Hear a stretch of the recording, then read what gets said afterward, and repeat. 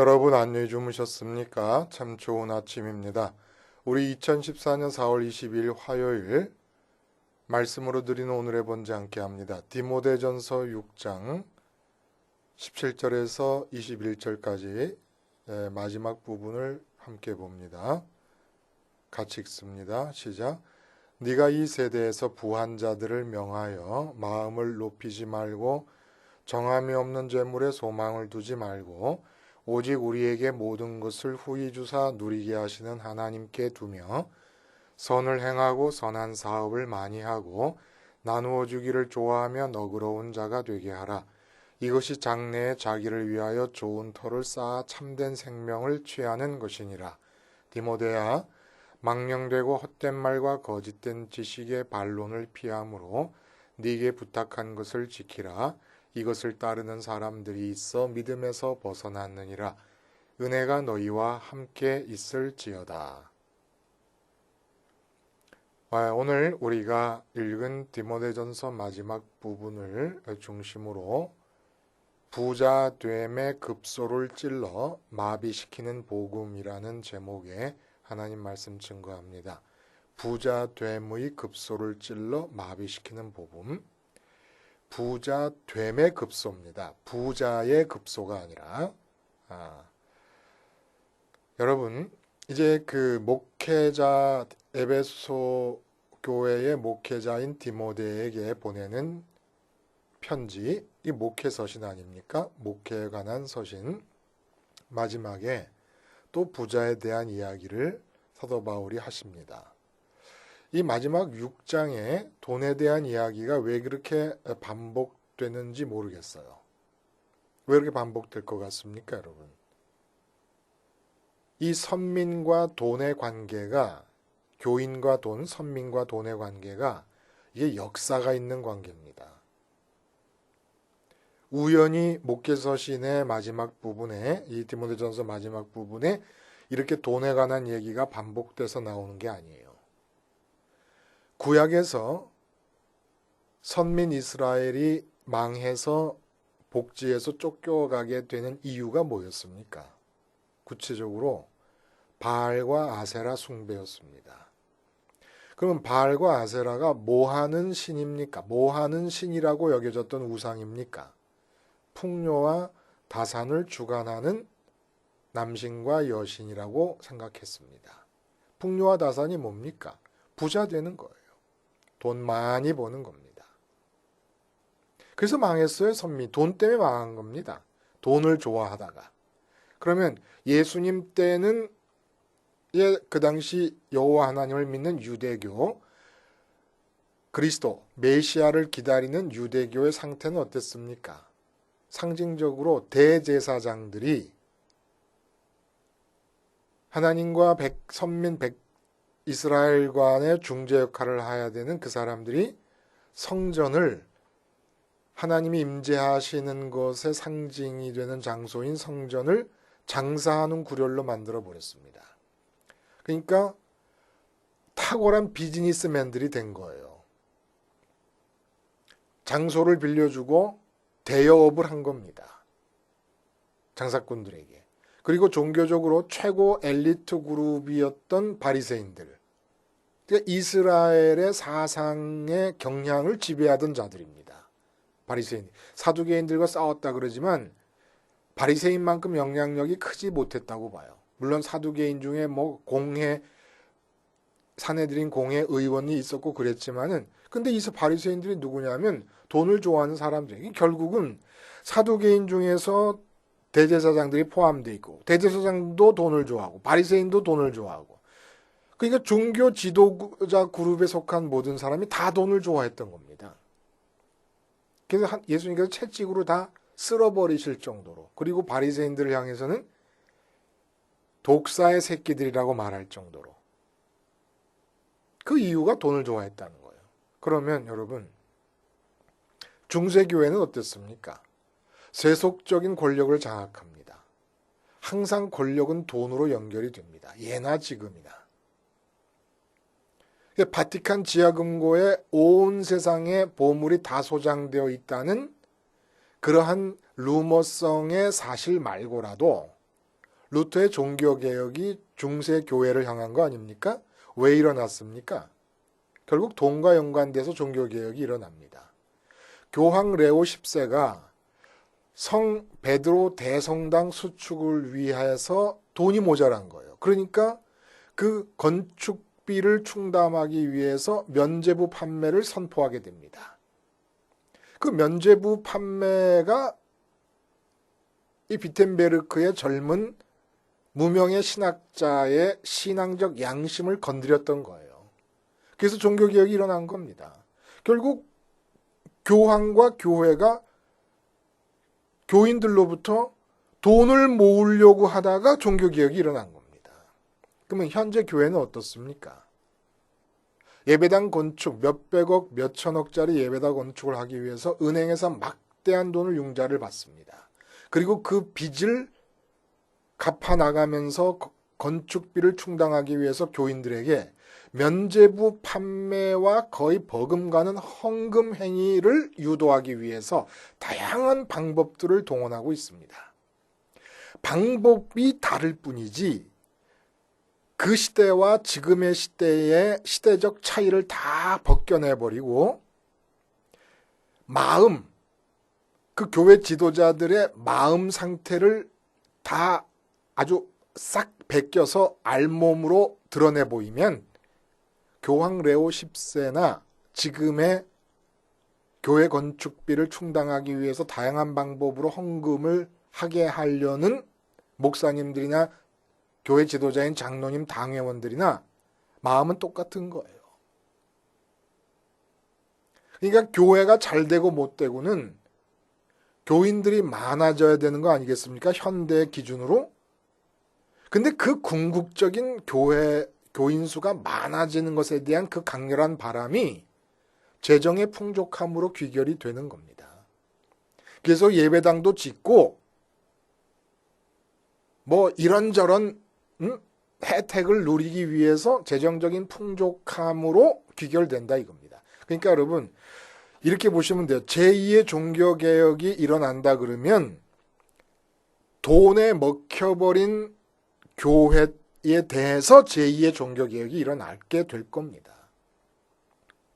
돈에 잠식되어 버린 목사님들의 영성, 교회 지도자들의 영성에 대해서 종교개혁이 일어날 거예요. 그만큼 심각한 문제인 거예요. 그래서 예수님께서 우리 마음을 빼앗는 라이벌로서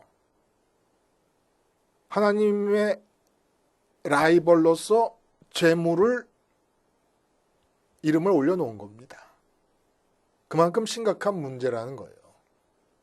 그러면 오늘 본문에 보니까 부자에 대해서 어떻게 할 것이냐에 대한 얘기를 합니다. 부자가 교회 안에 들어올 거 아니겠습니까? 부자 못 들어오게 할 수 없는 거잖아요. 가난한 사람만 들어오라는 법이 없으니까. 부자가 교회에 들어오는 건 잘못된 거 아니에요. 그러면 그 부자들에게 어떻게 디모데, 목회자가 그들에게 이 관계를 맺고 그들을 이끌어 갈 것이냐라는 얘기를 하는 거죠. 근데 오늘 본문의 내용을 보면은 부자가 들어와도 목회자인 디모데가 할 수 있는 일은 한 가지뿐입니다. 십자가 복음을 전하는 거예요. 근데 오늘 본문에 보면은 마음을 높이게 하지 말고 소망을 재물에 두지 말고 하나님께 둘 것이며 그리고 선한 일을 많이 하게 이끌어라 이렇게 얘기하는데 그렇게 이끌려고 해서 부자들에게 당신 재산을 다 팔아서 나누어 주세요 한다고 그들이 그대로 하는 게 아닙니다. 결국 부자들에게도 할 수 있고 전할 수 있는 것은 십자가 복음밖에 없어요. 그러니까 오늘은 무슨 말씀이냐면 십자가 복음을 전할 수밖에 없어서 십자가 복음을 전하고 부자들 중에서 십자가 복음을 제대로 받아들이는 사람이 있다 그러면 그 사람에게서는 이런 일이 나타날 것이다. 마음을 높이지 않고 재물을 소망에 두지 않고 소망을 재물에 두지 않고 소망을 하나님께 둘 것이며 그리고 선한 일의 부자가 될 것이다. 선한 일의 부자가 되는 일이 나타날 것이다. 어떻게 하면? 복음을 제대로 받아들이면. 그러니까 이 말씀을 통해서 우리가 알 수 있는 것은 십자가 복음은 부자됨의 급소가 있지 않습니까? 급소가 뭡니까, 여러분? 태권도에서 한 50여 군데의 급소를 말하고 있는데 그 급소라는 것은 바늘로 하나 찔러도 죽는 급소가 있어요. 사람이 죽거나 약한 충격에도 실신하거나 아니면 벙어리가 되는 그런 급소도 있다 그래요. 어딜 탁 찌르면 벙어리가 된다는 거예요. 그러니까 생명이 마비되거나 생명을 없앨 수 있는 게 급소입니다. 그러니까 십자가 복음이 부자됨의 급소를 찌른다는 것은 부자 될 때에 부자됨의 재미가 있잖아요. 부자됨의 기쁨이 있잖아요. 부자됨의 자랑이 있잖아요. 그것을 십자가 신앙을 받아들이게 되면은 완전히 급소를 찔러서 다 없어지게 하거나 마비시켜 버린다는 거예요. 그러니까 심하게 감기 걸리고 나면은 심할 경우는 한 달, 두 달 동안 이 냄새를 모르면서 맛을 못 느끼게 되는 일이 일어납니다. 마비가 되는 거예요. 그러니까 뭘 먹어도 음식 맛이 안 나는 거예요. 마비가 되죠. 그런 것처럼 부자가 돼서 많은 돈을 갖고 있는데 많은 돈 맛을 전혀 모르는 상태가 되어버립니다. 십자가 복음을 제대로 받아들이면. 오늘 본문이 그 얘기를 하고 있다는 겁니다. 그래서 부자로서 참 교인이냐 아니냐, 참 신앙이냐 아니냐를 보면 오늘 본문대로 보면 알 수 있다는 거예요. 급소를 십자가 복음에 의해서 찔렸느냐 안 찔렸느냐를 확인하면 된다는 겁니다. 그럼 그 급소가 도대체 뭐냐라는 얘기를 오늘 해주고 있는 거죠.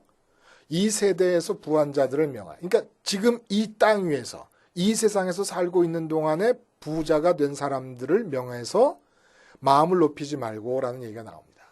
마음을 높이지 말고. 이거 참 부자됨의 기가 막힌 재미입니다. 부자됨에서 우리가 끌어낼 수 있는 기가 막힌 기쁨인 거예요. 마음이 높아진다는 게. 이게 무슨 말이냐? 마음이 높아지는 게 왜 큰 기쁨이냐? 이게 다른 뜻을 말하는 게 아니에요. 우리가 도덕적인 교만을 말하는 게 아닙니다. 이게 지금. 모든 사람이 돈을 많이 갖기를 원하잖아요. 그러니까 너도 나도 앞집도 뒷집도 다 돈을 많이 갖기를 원하는데 내가 돈을 많이 갖게 됐습니다. 그러면 다 돈 위에 서게 되는 거예요, 마음이. 그러니까 돈이 적은 사람은 돈 위에 올랐으면 위치가 낮을 수밖에 없고 돈이 많이 벌린 사람은 그 돈 위에 서게 되니까 높아질 수밖에 없습니다. 내가 돈이 많아진 거예요. 그러면 높아질 수밖에 없어요. 높아진다는 건 다른 사람보다 우월하다는 느낌입니다. 여기서 만족감이 있죠. 내가 다른 사람보다 우월하고 나은데 왜 만족감이 없겠습니까? 엄청난 기쁨이지요. 근데 이게 나 혼자만 알고 있으니까 답답하거든요. 그러니까 드러내야 돼요. 내가 우월하다는 거. 내가 돈이 많아가지고 지금 높은 곳에 있다는 사실을 드러내야 됩니다. 그게 어떻게 드러납니까? 옆집에 박씨 아저씨네 소나타 살 때 나는 BMW 사는 겁니다. 그래야 이게 차이가 드러나지 않습니까? 거기에 기쁨이 있고 만족이 있는 거예요. 우리 일하는 가정부 아줌마 길에서 파는 가판대에서 파는 5만 원짜리 백 들고 다녀요. 그럼 나랑 가정부 아줌마라면 차이가 있어야 되는 거 아닙니까? 나는 300만 원짜리 명품 백을 들고 나가는 겁니다. 아줌마가 보는 앞에서. 그럼 아줌마가 눈이 휘둥그레져가지고 아이고 이거 루이비통이네. 그 말로만 듣던 루이비통 한번 만져봐도 돼요 사모님? 아이 만져봐 아줌마. 여기 얼마나 큰 기쁨입니까 이게? 에? 이런 게 무슨 백에만 있어요? 삶의 8방, 16방, 32방으로 이런 걸 다 느낄 수 있는 거예요.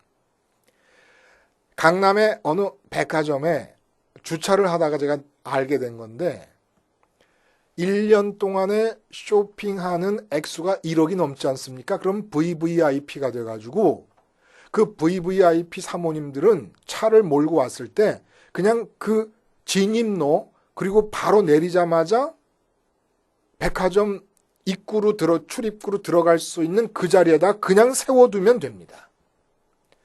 1억이 안 되는 다른 사람들은 지하 주차장에 내려가지고 뭐 어서 오십시오 손님 이쁜 아가씨들이 지시하는 대로 움직여서 시커먼 데서 주차를 해야 되지만 1억 이상인 사람은 대낮에 대낮에 햇빛이 비치는 그곳에서 그냥 출입구에다 탁 차를 대고 싹 들어가면 되는 거예요.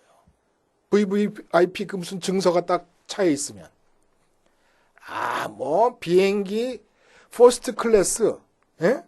이코노미 클래스 쭉쭉 줄 서 있는데 퍼스트 클래스 손님은 어서 탑승하십시오. 딱 들어갈 때, 참, 이코노믹석에 거기밖에 줄 안 서봤는데 참 창피해요. 어떨 때는. 나는 뭐 하다가 저기에 저렇게 불려 들어가질 못할까.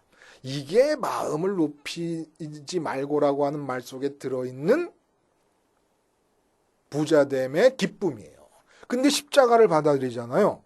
많이 번 돈 위에 올라서야 되는데 십자가를 받아들이고 십자가를 전하는 디모데가 뭐라 그러냐면 부자인 당신에게 말씀드리니까 그 높은 돈 무더기에서 내려와 가지고 십자가에 연합하세요 그러는 거예요. 근데 십자가 자리가 어떤 자리입니까?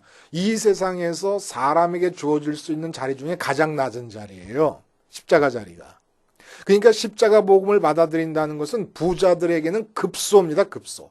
부자됨의 기쁨을 누리고 있는 자에게는 십자가가 급소를 찔러가지고 더 이상 다른 사람과 차별화해서 나타나는 우월감으로 기뻐할 수가 없게 돼버리는 거예요. 두 번째는 정함이 없는 재물에 소망을 두지 말라. 잠언서 23장 같은 데 보면은 돈이 하늘을 나는 독수리 같이 날아가 버릴 거니까 거기에 기대지 말라 그래요. 근데 다 추상적인 얘기처럼 들려요. 무슨 얘기냐? 정함이 없는 재물에 소망을 두는 것이 부자됨의 큰 기쁨 중에 하나입니다. 자, 돈이 몇십억 통장에 있어요. 내 미래가 어떻습니까? 핑크빛이에요. 무슨 걱정 있어요? 몇십억 들어있는데 통장에. 그 몇십억 들어있지 못한 사람들은 그나마 차선책이 뭐냐면 국민연금을 직장에서 들어주는 대로 열심히 절반씩 직장에서 내줄 때 옳았구나 때는 이때로구나 하고 국민연금을 듭니다. 퇴직연금을 듭니다. 그것도 모자란 것 같아요. 국민연금 내가지고 몇십만 원, 한 7, 80만 원 받고 퇴직연금 받아가지고 또한 100만 원 받고 근데 170, 80만 원 갖고는 이게 좀 부족할 것 같으니까 개인적으로 보험회사에서 하고 있는 연금을 또 듭니다. 그렇게 3개 정도 연금을 들어놓으니까 이제 든든한 거예요. 조금. 이러지 말라는 거예요. 왜 그러냐? 십자가 복음은 지금 이 세상에 대해서 죽게 만들어 버립니다. 그러면 죽은 대로 끝나느냐면 그게 아니에요. 부활하신 예수님, 승천하신 예수님 따라 마음이 하나님께로 가게 됩니다. 지금 하나님 때문에 사는 거예요. 지금 하나님 믿고 사는 거고 지금 하나님과 연결되어 사는 거고 지금 하나님이 주시는 힘과 지금 하나님이 주신 여건 갖고 사는 겁니다. 그러니까 돈을 쌓아놓고 그것 때문에 미래가 든든하다고 생각하는 거 이게 바로 하나님을 배신하는 거고 불신앙인 거예요. 왜 돈을 믿습니까? 하나님이 나를 사랑하셔서 돈을 주신 건데 그건 거짓말이에요. 앞에 선한 사업 얘기가 나오지만은 선한 사업을 많이 하고 이 선한 사업을 많이 하라는 게 선한 사업의 부자가 되라는 말이에요. 헬라어 원어를 그대로 직역하면 선한 사업에서 부자가 되라. 돈을 내게 많이 주셨다는 것은 여러분 내 돈 하나하나가 다 하나님이 쓰시려는 하나님의 지출 용도가 붙어있는 돈들이에요. 그 내 맘대로 쓰면 되는 돈이 아닙니다. 그러니까 내게 돈을 많이 주셨는데 내가 내 마음대로 쓰면은 하나님께서 원래 나한테 주심으로써 나를 통해서 이루시려고 하는 하나님의 선한 사업이 다 지금 유산되어 버리고 있는 거고 하나님의 선한 사업을 막고 있는 겁니다. 그게 왜 내 돈입니까? 하나님이 주셨다면서. 하나님이 주신 거니까 하나님이 쓰시려는 용도가 다 붙어있는 돈들이에요. 돈을 많이 벌었다고 내가 함부로 내가 사고 싶은 거 마음대로 사서 되는 일이 아닌 겁니다.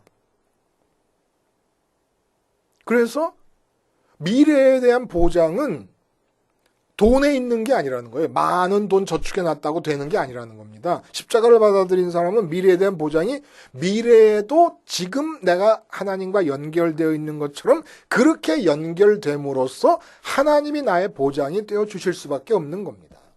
지금 내게 있는 돈은 하나님께서 원하시는 것이 알려지면은 지출할 수밖에 없는 거죠. 뭐 어떻게. 그래도 괜찮은 것은 하나님이 미래의 보장이 되어 주시니까. 하나님이 보장이 되신다는 이 말씀이 살아 움직이는 게 신앙이에요. 이 실감이 나는 게. 그래서 든든해지는 거. 하나님만 살아계셔서 나와 연결이 되면 내가 든든하다고 느끼는 이게 신앙입니다. 근데 돈 몇십억 넣어놓고 든든하다고 느끼면 그런 장로님 계시면 그 가짜 장로님이죠. 하나님 믿는 게 아니라 돈 믿는 거고 바알과 아세라 풍요의 우상을 섬기는 그 옛날의 이스라엘 백성과 다를 게 하나도 없지요. 그 다음에 급소가 어딥니까? 두 번째 급소는 뭐였어요, 여러분? 많은 돈이 보장이 되어준다. 이게 부자됨에서 누릴 수 있는 큰 기쁨이었거든요. 근데 십자가 복음 받으면서 급소를 찔리면서 돈이 더 이상 보장이 되지 않는 겁니다. 세 번째는 풍족함을 느끼는 마음이에요. 후의주사 누리게 하시는 하나님 이렇게 표현되어 있지 않습니까? 후의주사 누리게 하신다. 이 풍족함 속에 산다는 거거든요. 기가 막혀요, 여기서. 뭐가 기가 막히냐. 지금 풍족함에 대한 이야기를 하고 있는 이 사도 바울이 어떤 물질관을 갖고 있는 사람이냐 하면 말입니다. 우리가 앞에서 본 것처럼 우리가 먹을 것과 입을 것이 있은즉 족한 줄로 알 것이니라 라고 하는 재물관을 갖고 있는 사람이 말하는 거예요. 그러니까 먹을 것과 입을 것이 있으면 족한 줄 알라고 하는 그 사람이 생각할 때 풍족한 것이 풍족하겠습니까? 후의주사 누리게 하시는 하나님. 그래, 사도 바울은 후의주사 누리게 하시는 하나님으로부터 뭘 후하게 받아서 누리고 있습니까? 거지예요, 거지. 사도 바울이. 근데 이 거지 같은 상황에서 지금 하는 말이 후의주신데 하나님이 어떻게 이런 말을 할 수 있을까요? 여러분, 십자가 복음을 생활하잖아요. 자꾸 부자인데 내가 십자가 복음을 받아서 생활하면서 내가 갖고 있는 돈에서 자꾸 죽어요. 죽으면 어떻게 되느냐 하면 하루 지나고 이틀 지나고 3일 지나고 십자가 생활화가 반복되면서 그에 따라서 내 마음속에 하나님이 벌어집니다. 돈 버는 것처럼 하나님이 벌어지는 거예요. 자꾸 하나님이 벌어지다가 어떤 사람은 빠르게 어떤 사람은 좀 늦게 십자가 생활화를 하는 정도와 밀도에 따라서 하나님이 충만해지는 순간들이 자주 이제 느껴지기 시작해요. 한번 충만해지신 것을 경험하게 되면 그다음부터는 그다음도 다운이 되지만 충만해짐의 단계로 올라오는 게 빨라집니다. 그리고 다운되는 이 거리가 점점 짧아지는 거예요. 옛날에는 깊이 다운됐다가 올라오는 것도 오래 걸렸는데 점점 짧아지고 빨리 회복되고 짧아지고 빨리 회복되는 거예요. 그래서 하나님이 충만하게 될 땐 어떤 현상이 일어나냐면 마치 물이 가득 찬 양동이에 물을 한 방울만 떨어뜨려도 물이 밖으로 흘러납니다. 넘쳐나잖아요. 근데 물이 텅텅 비어있는 양동이에는 한 바가지 부어도 차지를 않습니다. 이런 원리예요. 하나님으로 가득 차버린 마음을 갖고 있으면 정말 돈 많은 사람들이 볼 때는 거지 같은 옷인데도 그 거지 같은 옷이 얼마나 감사한지 몰라요. 은혜 덩어리예요, 그냥. 하나님으로 마음이 꽉 차버리면, 하나님으로 마음이 꽉 차면 3년 된 마티즈 가장 우리나라에서 작은 차, 중고차를 사고도 그냥 그게 눈부신 은혜의 덩어리로 보입니다. 근데 하나님으로 차지 않지 않습니까? 지금 삼성의 이건희 회장님, 며칠 전에 일본에 70일인가 80일 머물면서 기업 운영에 대한 계획을 하고 돌아왔다고 그러시더군요. 그 무슨 얘기입니까? 기업 운영에 대한 계획이 뭐예요? 지금 있는 돈에서 더 많은 돈을 벌기 위해서 80일 동안 고심하다 왔다는 겁니다. 그분뿐이겠어요? SK 그럴 거고 LG 그럴 거고 저기 외국에 가면 애플 그럴 거고 빌 게이츠 그럴 겁니다. 이상하게 돈이 많은 사람들이 돈에 대해서 더 많이 벌지 못해 안달을 하며 사는 겁니다.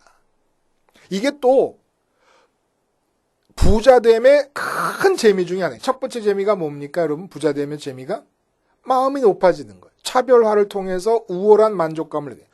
두 번째 부자됨의 재미가 뭡니까? 미래의 소망입니다. 돈이 있으니까 안전할 거라. 세 번째가 뭡니까? 돈이 돈을 번다는 거예요. 돈이 돈을 벌어. 돈이 있는 사람이 돈을 더. 재테크가 생계 유지가 근근히 이루어지는 사람에게는 재테크라는 것이 말이 안 되는 거잖아요. 부자들에게 재테크가 의미가 있는 겁니다. 돈이 남아도는 사람들에게. 돈을 버는 재미가 엄청나거든요. 근데 이걸 딱 막아버리는 거예요. 왜 막아버리냐? 아까 말한 대로 하나님이 마음에 들어가면은 더 이상 돈을 벌고 싶은 마음이 생기지를 않아 버립니다. 그러니까 돈을 쓰고 싶은 마음만 생겨요. 근데 어디다 쓰느냐면 하나님이 원하시는 지출 명목을 따라서 다 써버리고 싶은 거예요. 그게 선한 사업입니다. 그게 먹이고 입히시려고 하잖아요. 하나님이 온 인류를. 그게 나를 통해 먹이고 입히시려고 한 거예요. 그냥 아프리카 난민들, 아프리카에서 허덕이고 있는, 굶주림에 허덕이고 있는 사람들이 하나님이 음식을 주시면 되잖아요. 그렇게 되면은 아무 재미가 없습니다. 이 세상에.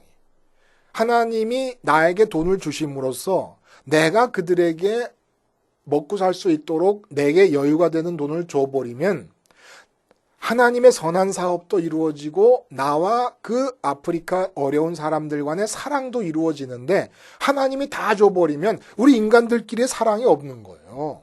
존재할 수가 없는 겁니다. 그래서 많이 주신 거예요. 근데 부자들이 자꾸 더 많은 돈을 벌려고 하는 이유가 뭔지 아십니까? 정말 거지꼴과 흡사한 사도 바울은 후이주사 풍족하게 누리게 하신다 그러는데 부자들은 더 많은 돈을 벌려고 해요. 왜 그러냐면 사람의 마음이라는 게 우습게 보여도 여러분 하나님에게 맞춤 사이즈입니다.